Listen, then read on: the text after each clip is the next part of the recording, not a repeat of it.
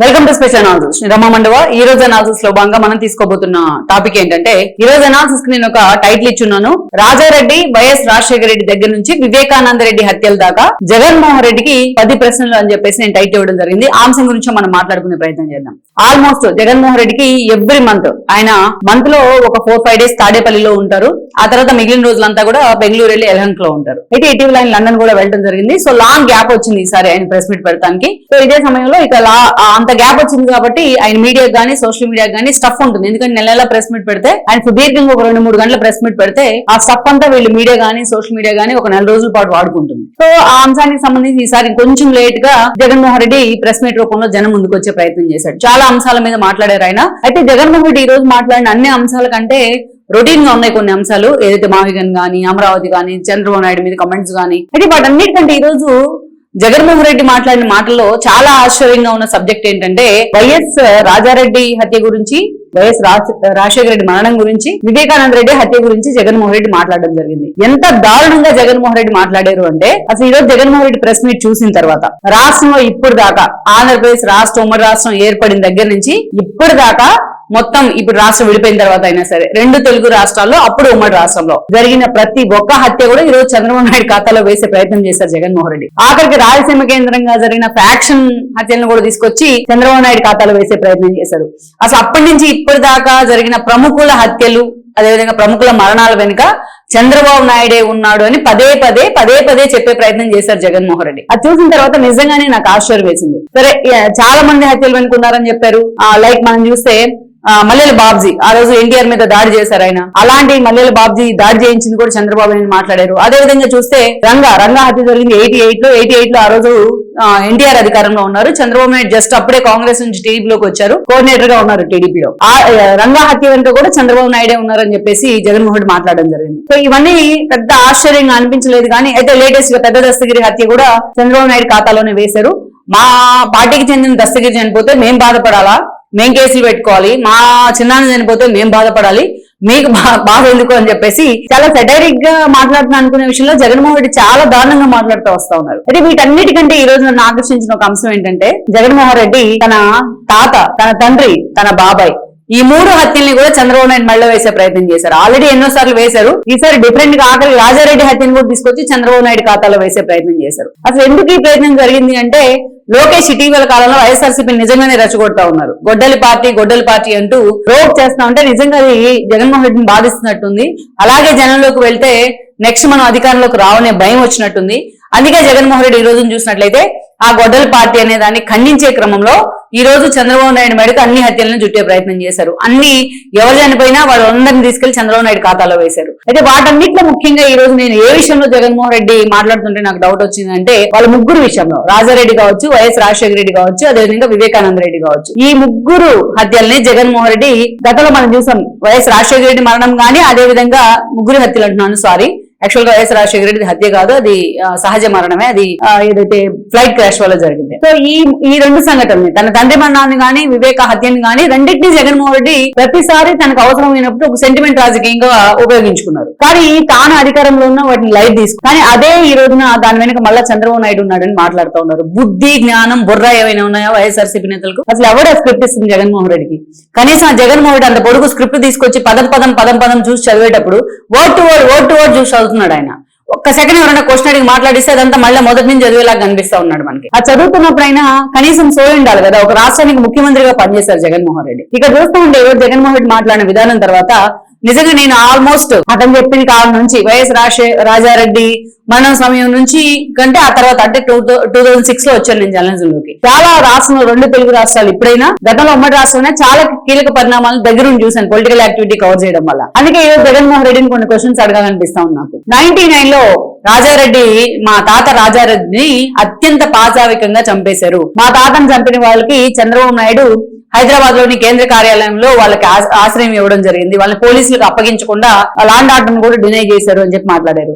నేను గనక గొడ్డల పార్టీ వాడిని అయితే, నేను గనక గుణపం పట్టుకునే వాడిని అయితే, మా తాతను చంపిన హంతకులు ఇప్పుడు కూడా రోడ్డు మీద తిరిగేవారా, ఇప్పుడు కూడా ప్రశాంతంగా జీవించేవాళ్ళ అయినా మీకేం భయం లేదు, నేనేం చేయను మిమ్మల్ని అని చెప్పి తాను ఏదో సూపర్ గా తనేదో అమాయక చక్రవర్తి లాగా మాట్లాడుతున్నారు జగన్మోహన్ రెడ్డి. రాజారెడ్డి సరే, జగన్మోహన్ రెడ్డి చెప్పినట్టు రాజారెడ్డిని చంపిన వాళ్ళు చంద్రబాబు నాయుడు అనుచరులు, చంద్రబాబు నాయుడు చెప్తే చంపారని అనుకుందాం, ఒక నిమిషం అనుకుందాం. మరి ఆ తర్వాత ఇది జరిగింది ఎప్పుడు? 19 ఎలక్షన్ ముందు 1 year ముందు. ఆ తర్వాత 2004లో ఎవరు అధికారంలోకి వచ్చారు? రాజారెడ్డి కొడుకైన రాజశేఖర రెడ్డి కాదా? ఆయన మీ తండ్రి కాదా? మరి ఆయన సుదీర్ఘంగా అధికారంలో ఉన్నారు కదా, 5 ఏళ్ల పాటు ఉన్నారు, మళ్ళీ 9లో కూడా 1 సంవత్సరం ఉన్నారు కదా అధికారంలోకి వచ్చి.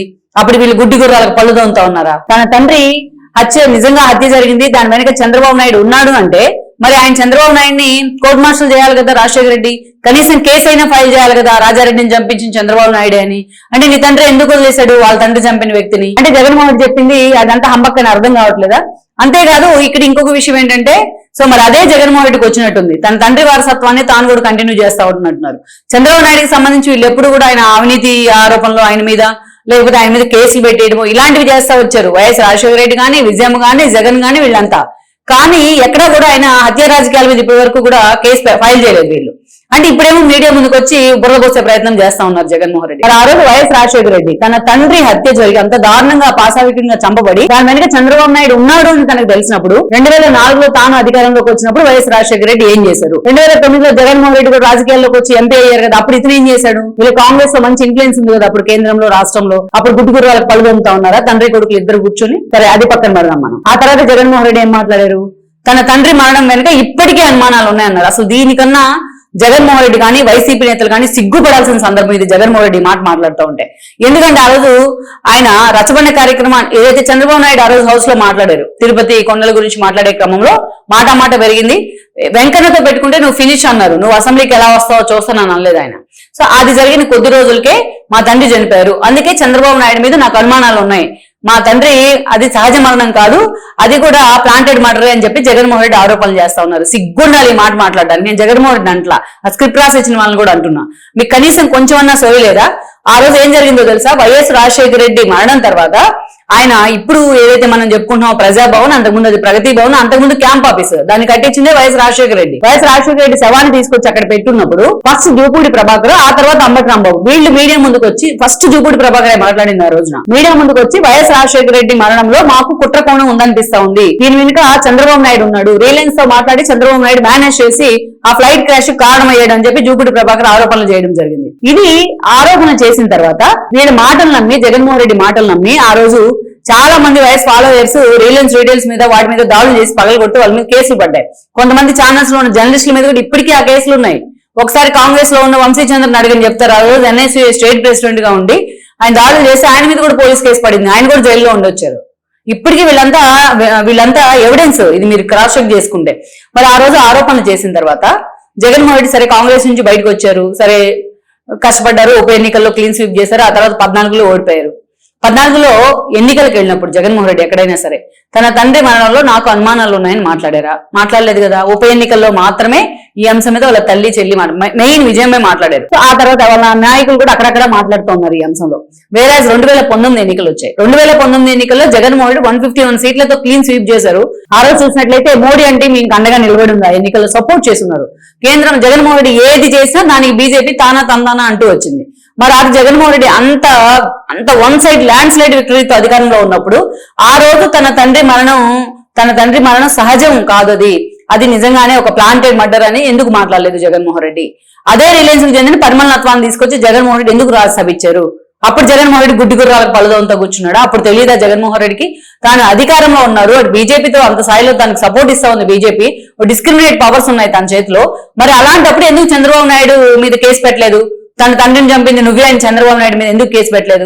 మన ఇంటి పక్కన ఎవరైనా సరే ఎవరైనా వచ్చి మన నాన్నతో మాట పెరిగేదని అంటేనే మనం పోయి వాళ్ళ కాలర్ పట్టుకుంటాం, అంత ఇదిగా చూసుకుంటాం పేరెంట్స్ ని. అట్లాంటిది ఒక తండ్రి మరణం వెనుక ఒక కుట్ర ఉంది, తన తండ్రి మరణం వెనుక అది సహజ మరణం కాదని ఎవరికైనా అనిపిస్తే అంత ఈజీగా కేసు పెట్టుకుని వదిలేస్తావా? అధికారంలో ఉండి అది కూడా పోనీ మీరు వేయలేదు కేసు, కనీసం మీ ఇంట్లో వాళ్ళు చాలా మంది ఉన్నారు, మీ తల్లితో వేయించవచ్చు, మీ చెల్లితో వేయించవచ్చు, అప్పుడు మీరంతా బాగానే ఉన్నారు, భారత్తో వేయించవచ్చు. అదేవిధంగా మీ బ్రదర్ అవినాష్ రెడ్డి ఉన్నారు, భాస్కర్ రెడ్డి ఉన్నారు, మీ మేనమామ రవీంద్రనాథ్ రెడ్డి ఉన్నారు, మీ కుటుంబ సభ్యులు ఇంతమంది ఉన్నారు కదా, వీళ్ళతోనే ఎందుకు కేసు వేయించే ప్రయత్నం చేయలేదు చంద్రబాబు నాయుడు మీద? సో అది అయిపోయింది. పరిమళ నత్వానికి డైరెక్ట్ గా తీసుకొచ్చి రాజ్యసభ ఇచ్చారు, రెడ్ కార్పెట్ వేసి ముఖేష్ అంబానీని. సరే అది అయిపోయింది. ఆ తర్వాత ఎన్నికల ముందు ఏం జరిగింది? 2019 ఇతను ఇప్పుడు కూడా మాట్లాడుతూ ఉన్నారు ఏంటి, మా చిన్నాన్నని చంపింది కూడా చంద్రబాబు నాయుడు అని ఆ రోజు చెప్పారు. ఆ రోజు ఎన్నికల కమిషన్ 2019 ఎన్నికల ముందు ఈ హత్య అంశాన్ని ఎక్కడ మీరు ఎన్నికల ప్రచారంలో వాడొద్దు అని చెప్పింది. ఎక్కడ టీడీపీ కానీ చంద్రబాబు నాయుడు కానీ ఆ మాట చెప్పిన తర్వాత మాట్లాడాల. జగన్మోహన్ రెడ్డి మీరు క్రాస్ చెక్ చేయండి ఆ వీడియోలు అన్ని తీసి.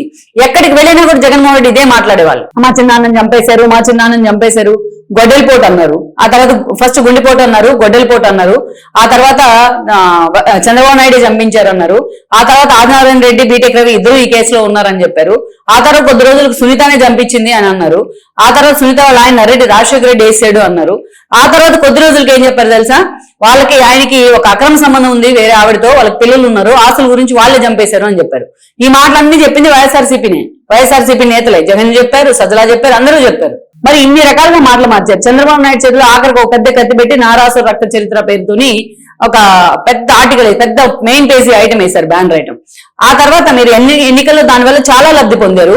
ఆ ఎన్నికలకు ముందే దీని మీద సిబిఐ ఎంక్వైరీ అడిగారు. ఎన్నికలు అయిపోయిన తర్వాత అదే నోటితో సిబిఐ ఎంక్వైరీని వెనక్కి తీసుకున్నారు. ఇంకా గట్టిగా వచ్చి సునీత అడిగితే అవినాష్ జైలుకి వెళ్దామని మనం అనుకుంటే బీజేపీలోకి వెళ్ళిపోతాడు, సో దయచేసి నువ్వు కేసులు పెట్టొద్దు, దీనివల్ల ఏంటి నువ్వు సాధించేదని అడిగారు ఆవిడని. ఆవిడే చీ కొట్టింది కదా మిమ్మల్ని. సొంత చెల్లె నీ బాబాయ్ కూతురే చీ కొట్టి బయటికి వెళ్లి తన తండ్రి మరణం ఎలా జరిగిందనేది ఒక ఆడబిడ్డ అయ్యుండి పోరాటం చేసింది. ఆ మాత్రం జ్ఞానం లేదు మీకు, ఆ మాత్రం గ్రాటిట్యూడ్ లేదు మీకు. ఒక ఆడపిల్ల అయ్యుండి ఇప్పటి వరకు పోరాటం, సిబిఐ దాన్ని నీరుగార్చే ప్రయత్నం చేసినా, ఎన్ని ఆరోపణలు వచ్చినా సరే, తనకి థ్రెటనింగ్ కాల్స్ వచ్చినా, తనని భయపెట్టినా, తన అన్ని రకాలుగా హ్యూమిలేట్ చేసే ప్రయత్నం చేసినా, క్యారెక్టర్ అసాసినేషన్ చేసే ప్రయత్నం చేసిన ఒక ఆడబిడ్డ అయ్యుండి ఇప్పటిదాకా నిలబడింది తన తండ్రి మరణం ఎలా జరిగిందో తెలుసుకోవాలి అని. ఎక్కే గడప దిగే గడప తేడా లేకుండా అందరినీ అభ్యర్థిస్తా ఉంది. అది కదా తండ్రి మరణంలో నిజంగా కుట్రకోణం ఉందంటే చేయాల్సింది, అది కదా చేయాల్సిన పోరాటం. జగన్మోహన్ రెడ్డి అధికారాన్ని చేతిలో పెట్టుకుని కూడా ఏం చేశాడు, తన బాబాయ్ కేసుని వదిలి నిర్వీర్యం చేసి పడేశాడు, సిబిఐ ఎంక్వైరీ వద్దన్నాడు.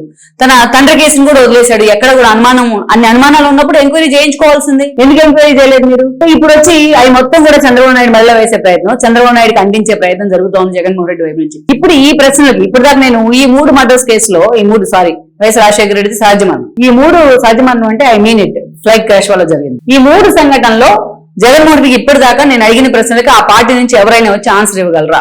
అసలు చంద్రబాబు నాయుడు 88లో రంగ హత్య జరిగితే ఆ రోజు చంద్రబాబు నాయుడు పార్టీలో కోఆర్డినేటర్ గా ఉన్నారు. అప్పుడే వచ్చారు ఆయన టీడీపీలోకి, ఫస్ట్ టైం గవర్నమెంట్ ఫామ్ అయినప్పుడు.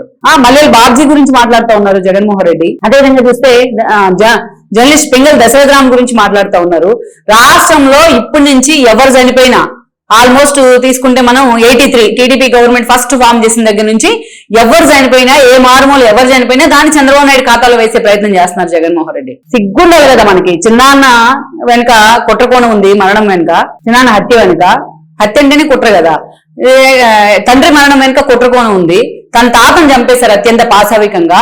ఇన్ని దారుణాలు జరిగితే 2009లో ఎంపీ అయిన జగన్మోహన్ రెడ్డి, సరే అంతకుముందు చిన్నపిల్లాడు అనుకుందాం, 2009 నుంచి ఈ రోజు 2026 వరకు ఏం చేస్తా ఉన్నాడు జగన్మోహన్ రెడ్డి? ఒక్కరోజైనా ఈ అంశాల మీద కోర్టు మెట్లెక్కే ప్రయత్నం చేశారా? సో అందుకే జగన్మోహన్ రెడ్డికి నిజంగా వీడికి ఎప్పుడు కూడా ఇంత సీరియస్ గా ఏ అంశాల మీద కూడా నేను స్పందిద్దాం అనుకోలేదు. నిజంగా చంద్రబాబు నాయుడు పరిపాలన బాగాలేకపోతేనో మీరు అమరావతి గురించో మావిగన్ గురించో మాట్లాడారు, దాంట్లో ఏమైనా ఆరోపణలు ఉంటే వాళ్ళు దానికి మీకు కౌంటర్ చేస్తారు. కానీ చరిత్రలో జరిగిన నిజాలను కూడా మీరు అవాస్తవాలుగా చూపించే ప్రయత్నం చేస్తా ఉన్నారు, వాటిని అబద్ధాలుగా కళ్ళగట్టే ప్రయత్నం చేస్తా ఉన్నారు. మీకు స్క్రిప్ట్ ఇచ్చింది ఎవరో కానీ నిజంగా దండం పెట్టాలి వాళ్ళకి.